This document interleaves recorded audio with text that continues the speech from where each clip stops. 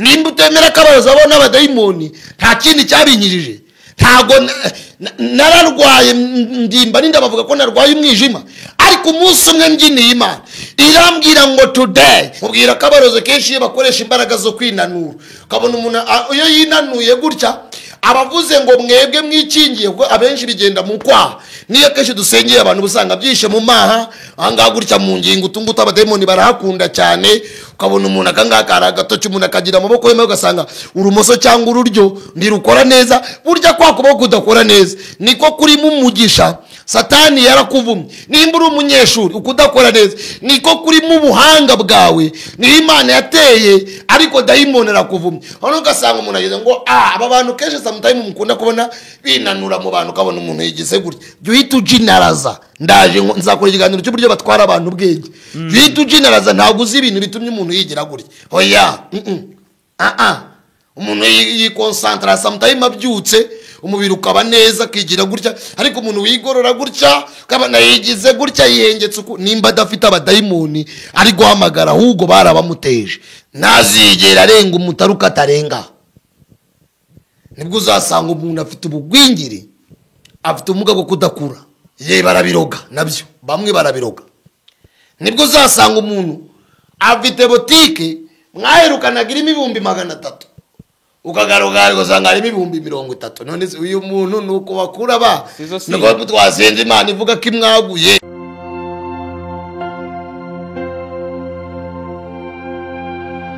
Umutima wanjye uragukeneye mwami. Uyu munsi turaganira mu buryo abantu bica abantu bakoresheje amafoto, impfu za hato na hato abantu bakunda kubona. Bwa mbere nko bivuze twaganiriye mu buryo buryo bakoresha telefone, mbabwira uburyo nanjye ubwanjye bari barandoze nta telefone ngira. Bwa kabiri ikiganiro cya kabiri cyaravugaga uburyo batwara abantu cyangwa uburyo bakora maneko, bakoresha maneko. Ya mbere twabonye ko ari Marie Jose, maneko ya kabiri Miserebanyi, maneko ya gatatu Ibinyenzi, maneko ya kane twabonye Ibimonyo, maneko ya gatanu twabonye Rushishi, maneko ya gatanu gusa navuze ibitagangurirwa mvuge na byabiza abantu bavuga. Ego ubutaha rero nzababwira uburyo imiserebanye bayikoreshamo, inzoka uburyo bazikoreshamo, n'imbeba bazikoreshamo, ibyugu uburyo babirogeshamo, umuntu agapfa kirenze nzabivugaho. Icya gatatu twavugaga uburyo umuntu ashobora kubana n'imbaraga mbi z'abadayimoni ntabimenye. Dayimoni zikamara mu muntu imyaka 20. Twavuze uburyo abadayimoni bihisha mu bwanwa, abadayimoni uburyo bihisha mu gutwi, uburyo zino nzara abantu benshi mufite uburyo bazirogeshamo n'uburyo bazikoreramo. Nahangaha twagarukiye tuvuga uburyo babikoresha. Ego nakubwiye ko bazikoresha, ariko nababwiye ko inganda zizikora sometimes bamwe muzi ko ari zo mwisi, kandi koko nizo mwisi, ariko mbabwira ko mutazi imbaraga atmosphere cyangwa isi iherekeje iriya myuka ndetse na ziriya mbaraga, ndetse n'abazikora uburyo n'uburyo bifashisha kugira ngo babone clientele cyangwa abakiriya. Meme n'iyi misatsi abantu bafite abenshi baziko ikorerwa mu Buhinde, abandi mu Bushinwa, abaziko akenshi ari ubwoya bw'ingamiya bogosha, abundi bakagenda bagatunganya. Nibyo, that is a true story, niko kuri. Ariko arundi mwuko biherekeza. Satani reka mbabwire bene data, umurozi iyo aroga arogesha amagambo, na niyo tugomba gukoresha tuvuguruza imikorere yabo. Niyo batongera bakoresha amagambo, na niyo tukoresha tuvugurura imikorere yabo tuyihindura. Muririmbyi narababwiye ngo ingabo za Satani zirakomeye, tudafite umwami Yesu zaduhindura. Nibwo buryo rero nababwiye, ariko ntago nari mbabwiye kubangisha ngo inzara, ariko nababwiye ko icyiza kibaye cyiza umuntu yagumana inzara ziri naturel cyangwa karemano Imana yamuremanye, byenda yanasiga agasiga iherena sava, ariko nabyo yabisengeye ko ibi byose mukoreramo.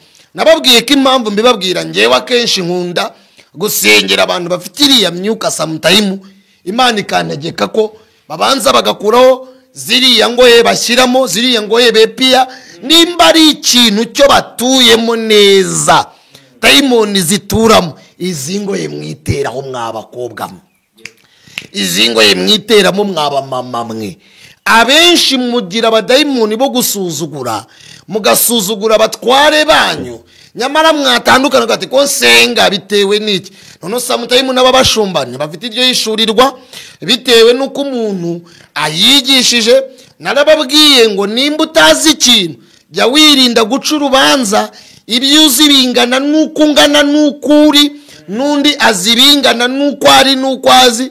Kandi nababwiye ko utagejeje intekerezo utazanageza n'amaguru no mu isi y'umwuka. Ntabwo ushobora kumenya ubumenyi bw'ibibera mu isi y'umwuka ndetse n'isi y'imyuka udafite kuba interese kugira ngo Imana igwishurire, kubera ko uko ikoranabuhanga ryiyongera, nimba umuntu asigaye abaza ngo Googles aha tugeze ni he, n'abarozi barakubwira ngo uyu muntu avuka mu bihe bisekuru se yitwaga nde, yishwe n'iki, n'abapfumu barabikora nkuko n'Imana yacu bivuga.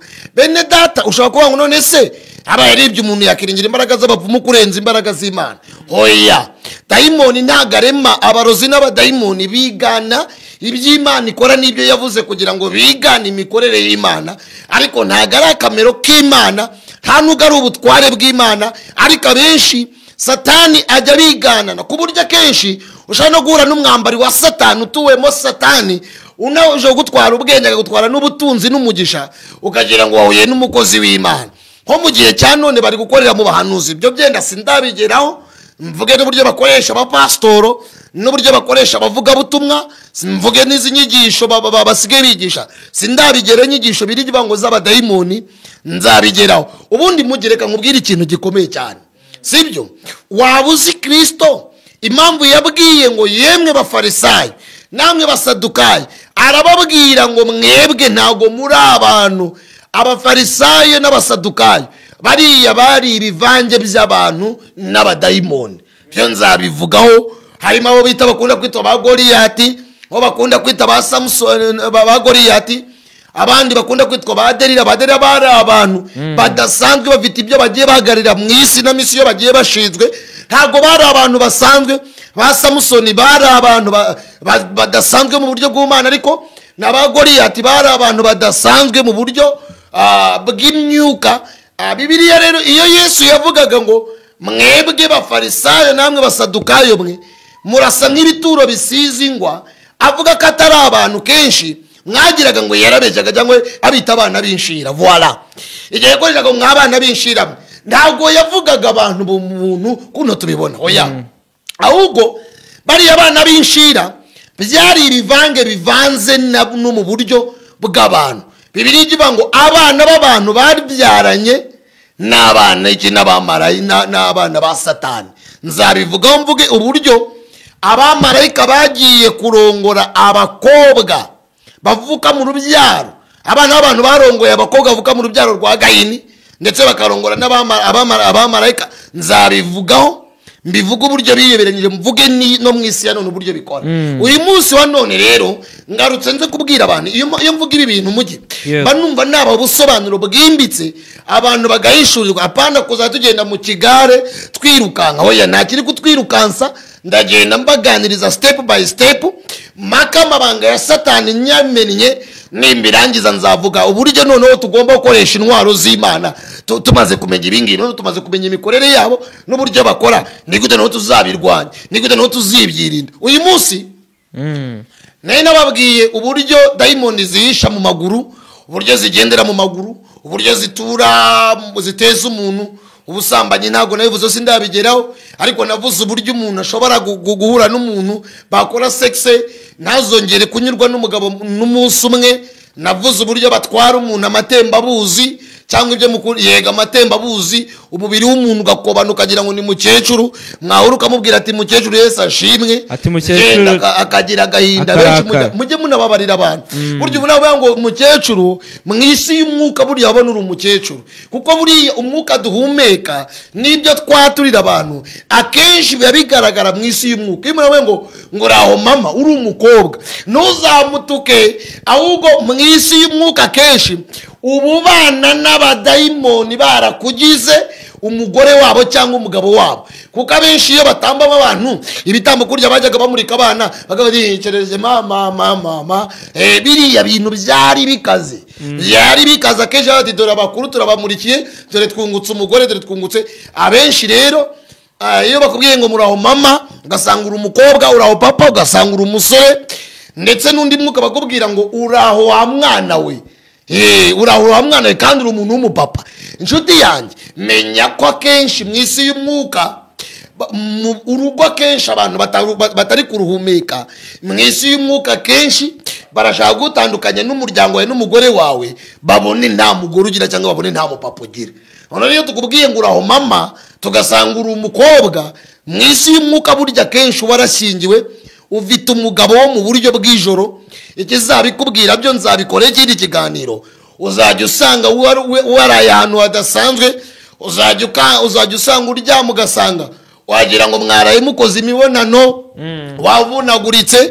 Biriya bintu izi true story niko kuri, ariko kubera ko mubishwe mutabimenya mugira ngo benshi baravangiwe. Ibi bintu rimwe na rimwe mavango oya ngo ni inyigisho ngo zinzaduka, nta kitadutse kiriho. Ibinyigisho mufite akakanya mwita zikuze, no mu gihe cya badata na mama babonaga zadutse bagisenga rya ngombe rya mama, mandwa za data mandwa za ba mama, bagihamagara Imana za kagoma bagivuga, bagacira hasi bagatongera ngo bari guhereza abakuru, bumvaga ariyo Mana, bumvaga ariko kuri. Ariko ubutumwa bwiza buje babona ko bayobye. Nibi bintu rero iyo tubabwira ngo ninzaduka, ngibi bintu ngo mwabikuye ngo ni inyigisho z'abadayimoni, nta nyigisho y'abadayimoni ibwira umuntu kubohoka, nta nyigisho y'umudayimoni ibwira umuntu gukira.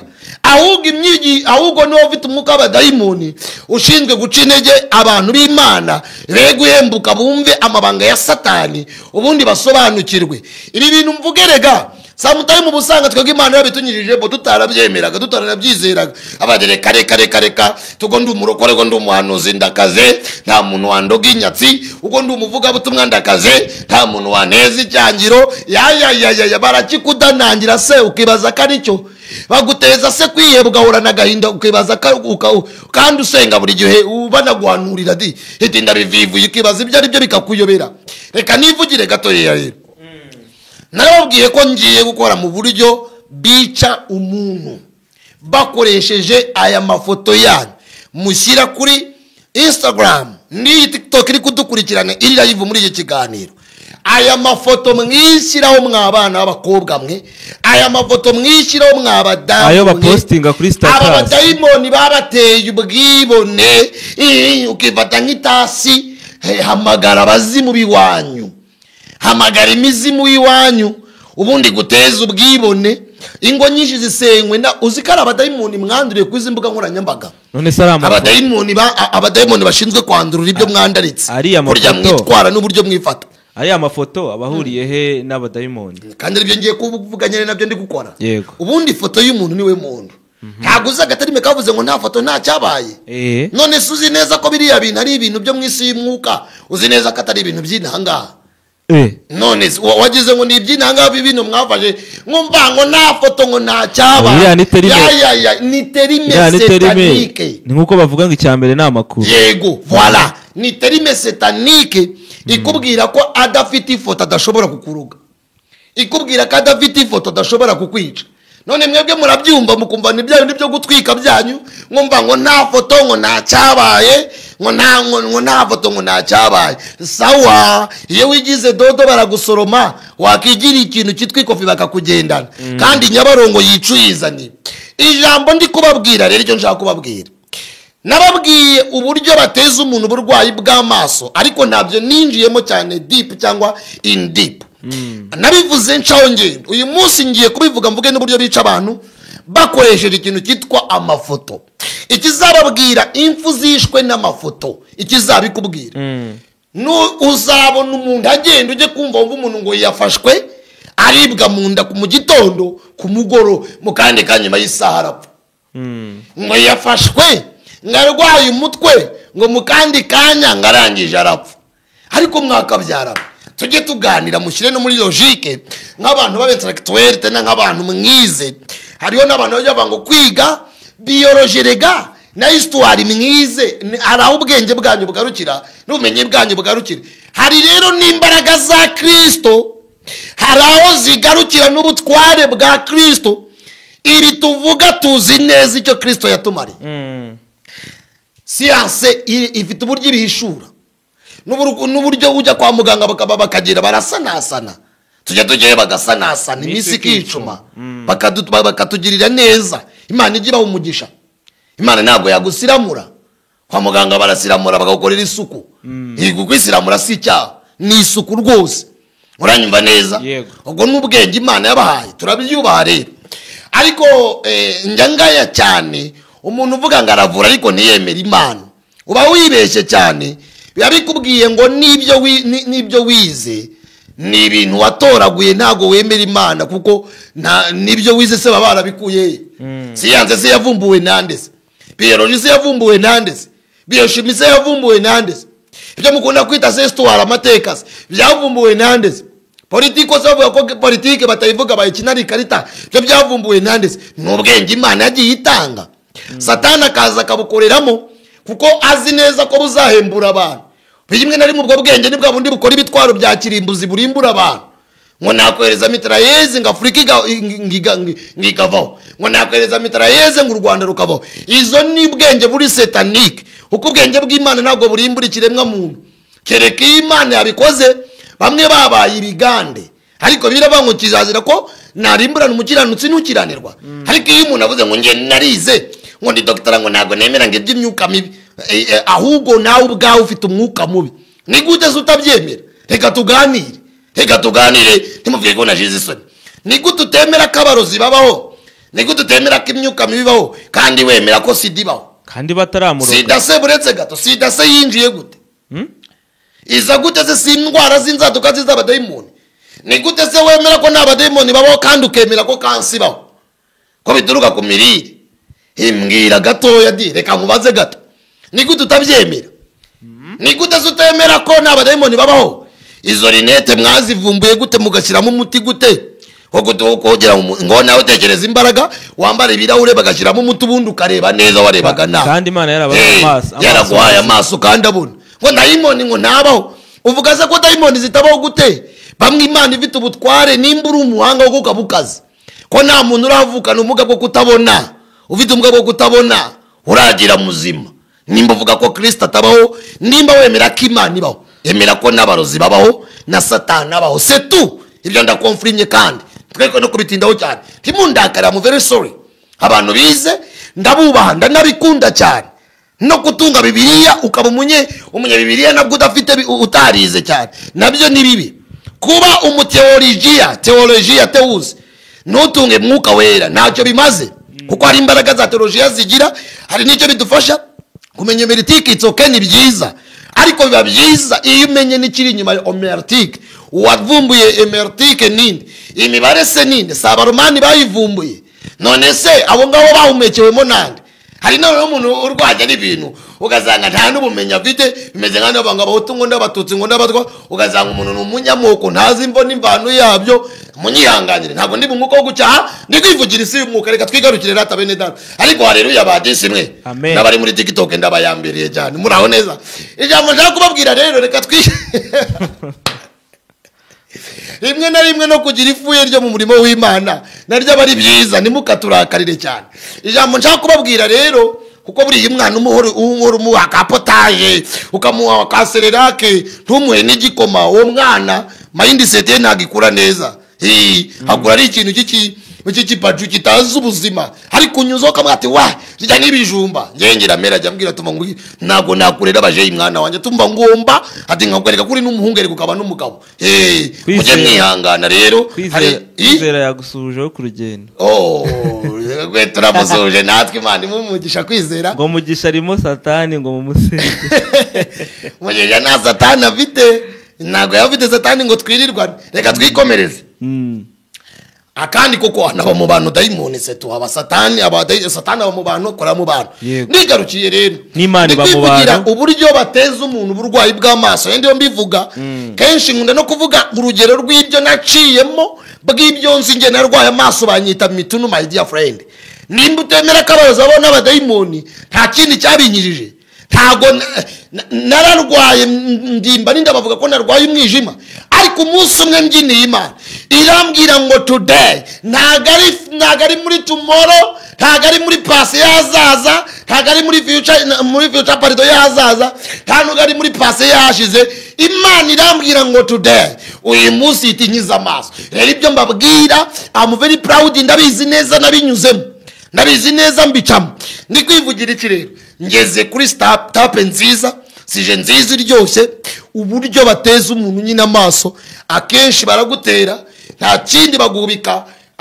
Unakubwiye ko umuntu ashobora kumwohera umwuka, mubwira ko abaroze kenshi iyo bakoresha imbaraga zo kwinanura. Ukabona umuntu iyo yinanuye gutya abavuze ngo mwebwe mwikingiye, kuko abenshi bigenda mu kwaha. Niyo kenshi dusengeye abantu busanga byishe mu maha, ahangaha gutya mu ngingo utunguta abademoni barahakunda cyane. Ukabona umuntu akangaka aragatoki, umuntu akagira amaboko yemeye, ugasanga urumoso cyangwa ururyo ntirukora neza. Burya kwa kuboko kudakora neza niko kurimo umugisha. Satani yarakuvumye. Nimba uri umunyeshuri ukudakora neza niko kurimo ubuhanga bwawe, ni Imana yateye, ariko dayimoni arakuvumye. Hano ugasanga umuntu ageze ngo aba bantu kenshi sometimes mukunda kubona binanura mu bantu, ukabona umuntu yigize gutya. Jya uhita ujinaraza. Ndaje nzakora ikiganiro cy'uburyo batwara abantu ubwenge. Jya uhita ujinaraza, ntabwo uzi ibintu bitumye umuntu yigira gutya. Oya, umuntu yikonsantra sometimes abyutse, umubiri ukaba neza akigira gutya, ariko umuntu wigorora gutya ukabona yigize gutya yihengetse uko, nimba adafite abadayimoni ari guhamagara, ahubwo barabamuteje. Cyo nshaka kukubwira rero niki, iyo bateza umuntu ubuhumyi bw'amaso, nuguma n'uburwayi bw'amaso, sorry, kugira ngo abantu bafite uburwayi ubumuga bwo kutabona, n'ubumuga babyita ubumuga, ubumuga bwo kutabona, bataza kuvuga ati adresse koko kadukomerekeje, I'm very sorry nawe nkomerekeje.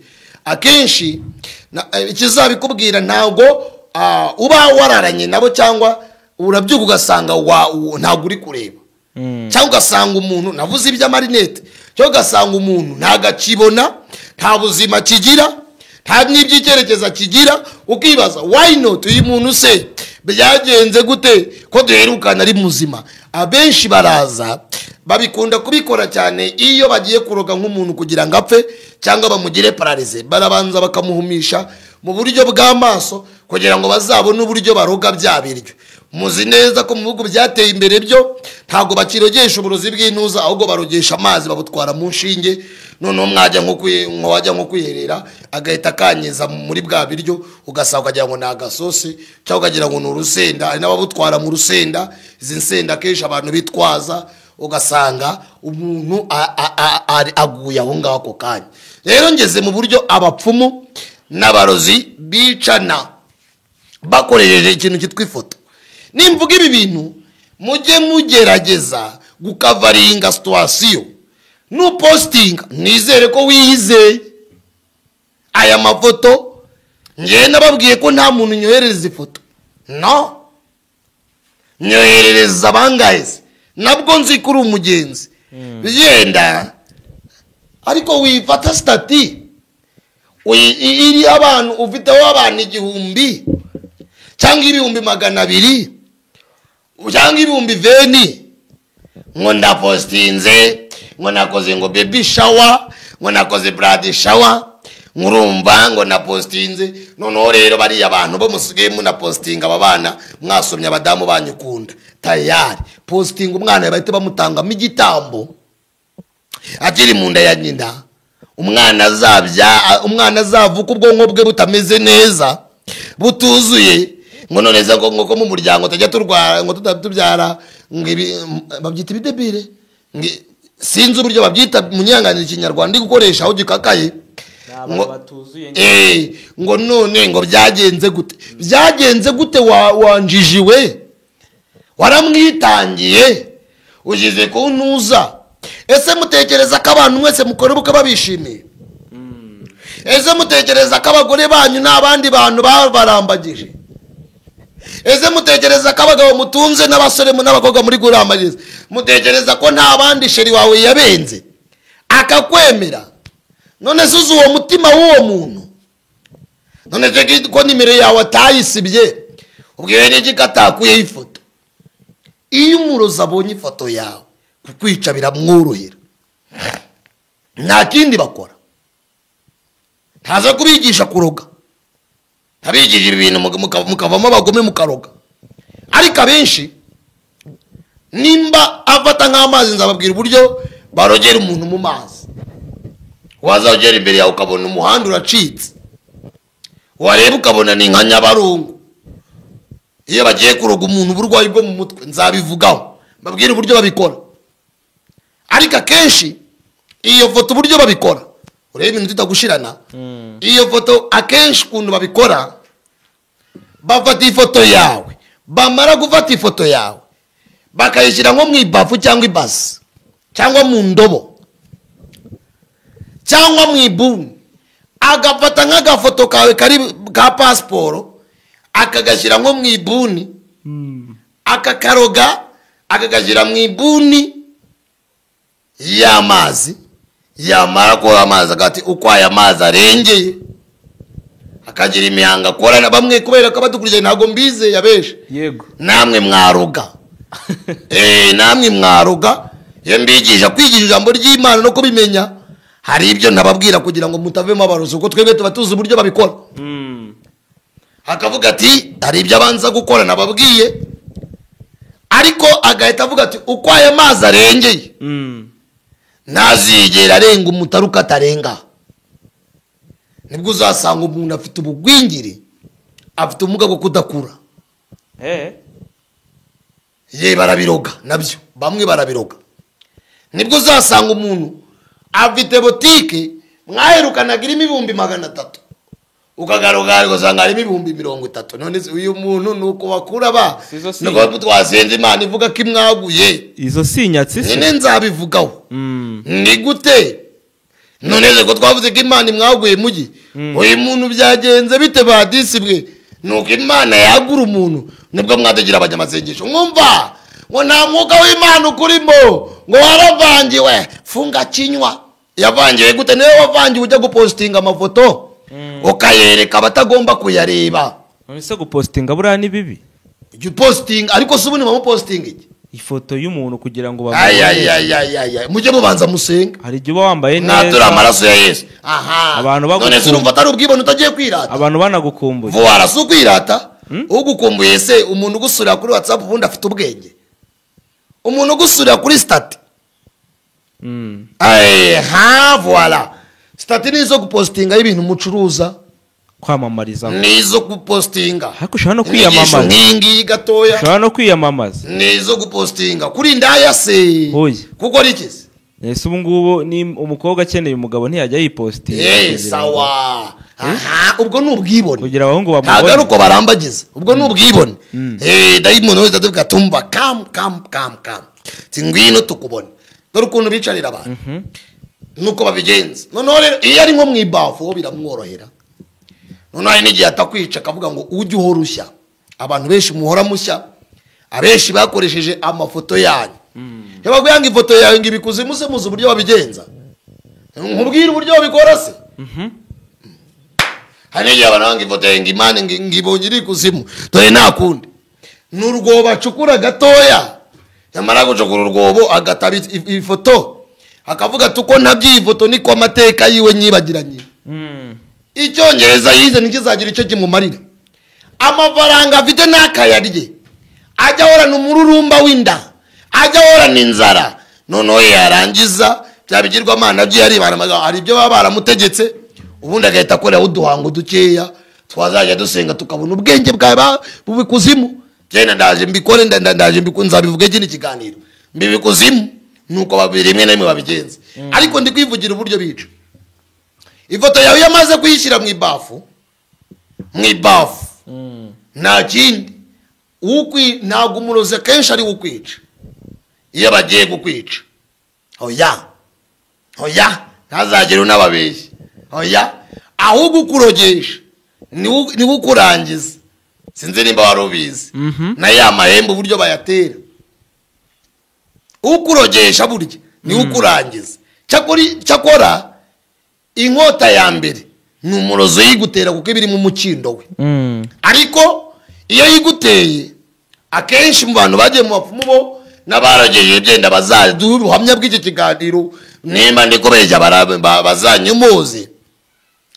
Akenshi arakubwira ati nimba iyi foto uyireba ni iyihe sura muri ushaka ko yangirika? Bya bikovu mugira ku mubiri mutazi aho byavuye. Umwana wanjye yerutse kurwara impengeri, ngiye kwa muganga, muganga arambwira ati uyu mwana ntabyuririza ibya virusi itera sida afite. Ni muganga ngo nubwo yaba yayikuye ngomba ngo ntago ngo nabizera. Byarangiye bamupimye ikizabi mujye barangije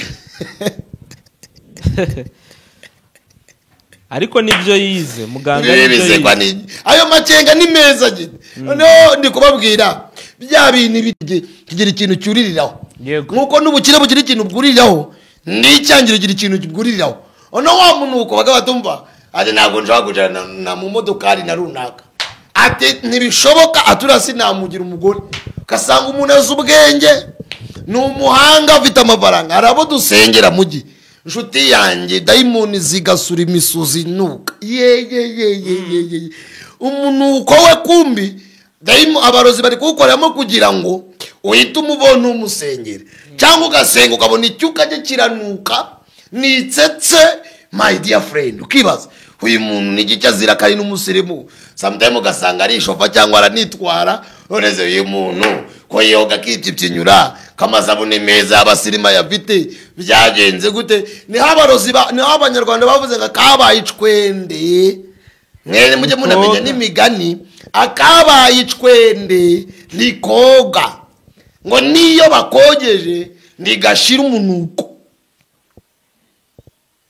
Hego urabyumva? Yego. Niyo bagakarabisha ntigashira umunuko. Ariko mene uri gusoma ko mbona urukundeba cyane. Abantu bari kuvuga Yesu we mana dutabare na okay, niyo bakogeje ndigashira umunuko. Nta kundi rero babigenza. Niyo strategy bakoresha bakakubwira ngo niyihe sura y'umuntu n'ahantu ushaka ko yangirika. Bakavuga ngo ubugabo bwe ntazigera aba umugabo kuko yarambenze. Ibyo mukunda kwita uburemba. Hari kuvuga umuntu ari ikiremba, hari no kuba ikiremba bigizwe n'abantu. Bibiliya irabivuga mu rwandiko rwa Bikorinto bice 6 rwandiko ngira ngo twagiye twasoma tuvuga mu buryo bwo gusenda. Ndi kuvuga kuri divorce Imana yemera n'izitemera. None rero nta kundi mugi dore icyuma cya mbere bagitera ku murozi. Umurozi ni ugitera haba ngo ne hanu ushaka ko twangiza bati kuko yambenze ntazigera agira icyo yimarira mu rugo.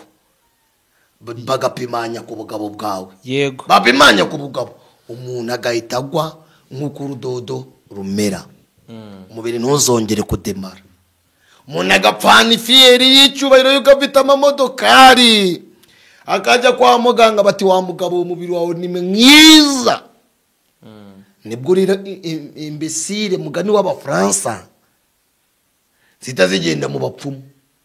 Abapfumu rero ukavamo bakuzinuye n'umugore wawe bakubwira ati dore n'umugore wawe bitera wahe wa mukobwa mwakundanye nawe wakurogejeje kuko wamuhemukiye. Ntabwo ndi kubiba urwango mu bantu ahubwo ndi kwigisha kugira amacenga.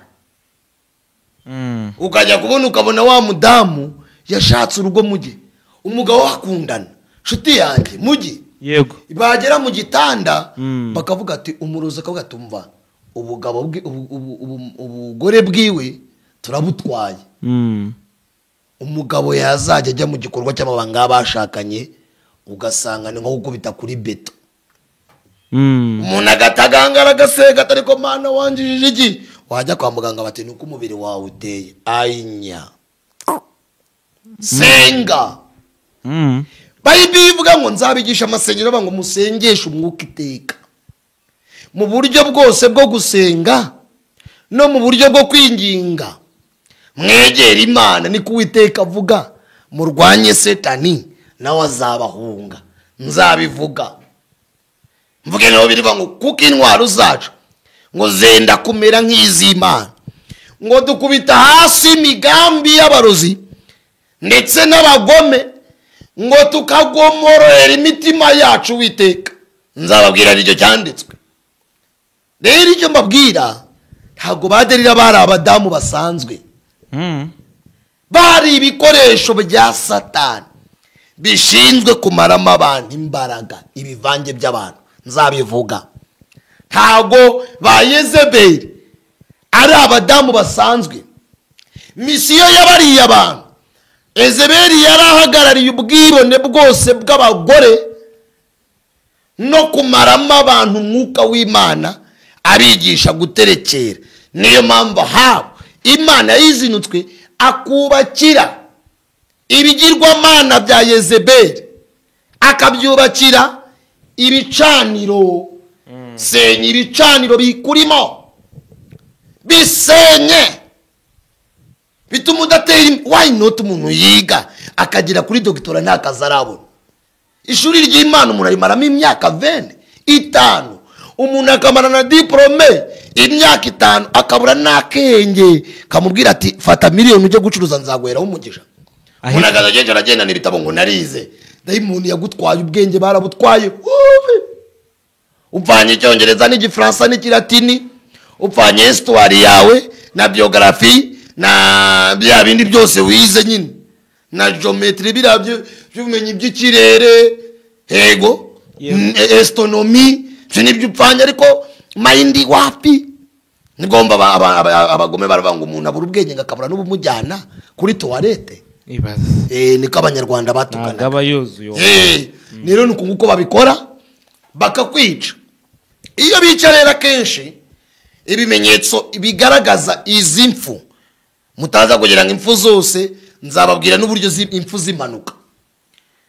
Iyo bica bakoresheje ifoto, nimba uri mu ishuri mugi ujya kumva umuntu ngo ngaragongera gatufata afata nko mu mutima, bapimye mu mutima. Iyo ni inkota ya mbere y'umurozi.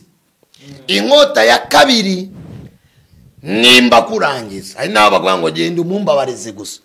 Umurozi akababaza umubiri, akajombagura, umuntu agahora aribwa we, mubiri ukakurya we, yego, kazajya wumva ufite umumara we umubiri wawe ntibigaragare. Madamu watatishe inkandira akabura uburwayi, mutwara atishe inkandira akabura uburwayi. Shwe wapi? Noneho yajya kurangiza iyo bica umuntu akongera agatera. Hari ibindi navuze bibi byatuma mugira ubugome, kuko abenshi ntago mbizeye. Ndi gutanga inama mbigisha, ariko ntago nabigisha ubugome. Agapimanya mu mutima, nibwo ujya kumva ngo umuntu ngo yararyamye, ngo amaze kuryama, uranyumva neza mugi, amaze kuryama asigaye iminota ingahe? Yarangiye. Okay, 40. Ewe we, amaze kuryama ngo yapfuye, ngo twasanze ngo yapfuye. Ziriya mpfa kenshi mukuri kw'Imana nkorera yaremye ijuru nishi inyishi n'indogano. Ngo umuntu ngo yaratwaye ngarangije ngaraparika ngarasinzira kwa muganga, nyine bakubwira ko ari umunaniro ukabije, cyangwa ababene bakanavuga ati ntabyo tubona. Buri abaganga bagira ukuri. Icyo mbakundi rero nta burwayi babona, bati nta burwayi kabisa.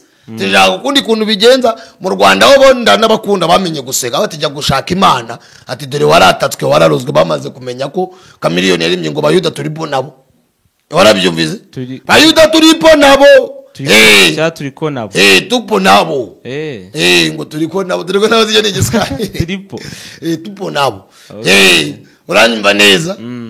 Rero icyo nshaka kubabwira, ukuma umuntu ngo yapfuye, ngo yaratwaye ngarapfuye, ngo yaryamye ngarapfa, ngo twasangiye go saa sita, ngo none ngo umuntu ngo yanyweye icupa rimwe, kumbi igihembe cyamutikuye, kumbi cya cyuma cyamutikuye, araribwa buri umuntu umusengera, arangije arapfa burirenga. Nuko bakora bica abantu. Mwene data senga, mwene data bamaso, garukira Imana. Iyi si yarahindutse. Ibyo ukerensa nibyo bikwica. Urakoze Mwami Yesu kubw'ikiganiro cyiza dukoze. Yigera umuntu wese yumve izi nyigisho, ahembuke yumve bimugirira akamaro. Umwuka wera w'Imana amusure, ubwenge bw'Imana bumugenderere, imbaraga za Kristo zimenagura ibi bicaniro byose by'ikuzimu mu izina rya Yesu. Ababoshye Imana nibabohore, onodo Jésus Kristo. urakoze Yesu kubyumvise bora imitima yabyumvise abari bananiwe batabare amen. Reka mbashimire mwe mwese twari turi kumwe by'umwihariko abantu mwese muri ku Musaruzi TV mbibutse gukanda subscribe nimba utarayikora kugira ngo ujye ubona ibi byiza tubagezaho umunsi ku wundi. Ubundi masabiye umugisha ku Mana bari kuri TikTok bo babaye magana sinababara sinasoma magana ngahe bamaze kugera like 629 abantu bo bari bamaze kubijana na barindwi. Ndabashimiye Imana ikomeze ibahe umugisha.